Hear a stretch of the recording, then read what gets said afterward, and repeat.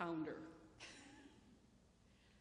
But I do care deeply about the injustices that we still have in a world that has so much to offer, but yet is far from God's intentions. We may not in this country have legal slavery as we once did. We may not think often about slave labor. But the reality is that we live in a country and in a global community where there are still individuals who work at substandard wages in substandard living conditions, producing products for the global market. We hear about it, reports on television, in the news, blogs, on the internet. But we often don't think about it a lot.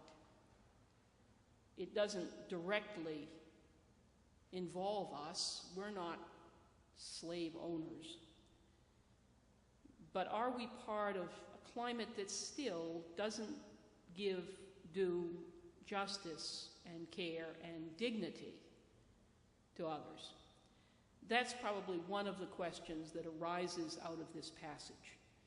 Because I think that what it does and what other teachings in the letters of Paul do is to suggest that a Christian identity, when we say that we are a Christian person, when we take on the mantle of Christ, when we assume that our faith matters to us in a way that changes our lives,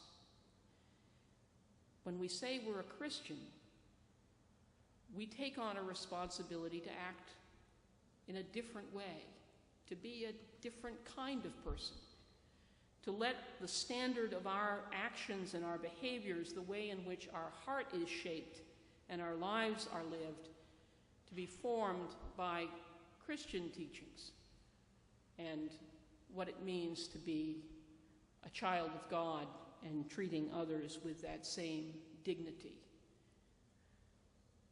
That's what perhaps communion does for us. It gives us that additional opportunity to say, when we take in the body and blood of Christ, we are Christ's ambassadors in the world.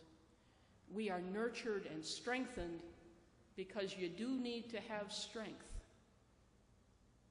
We're nurtured and strengthened for our own personal lives, but also for our life with one another.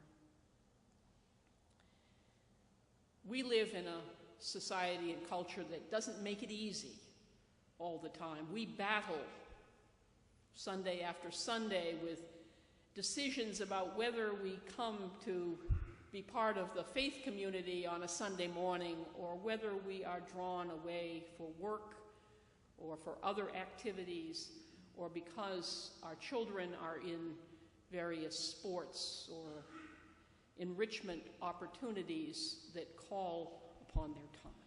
We make choices every day about how we live, and we make choices about how we shape our opinions of one another and how we treat people and speak about others.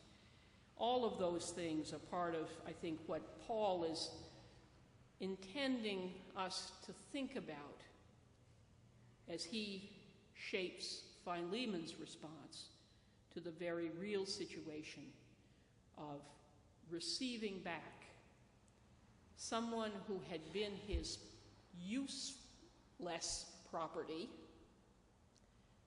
to a brother in Christ.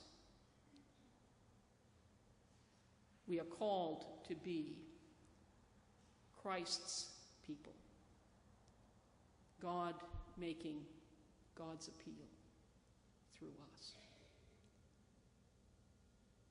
Thanks be to God.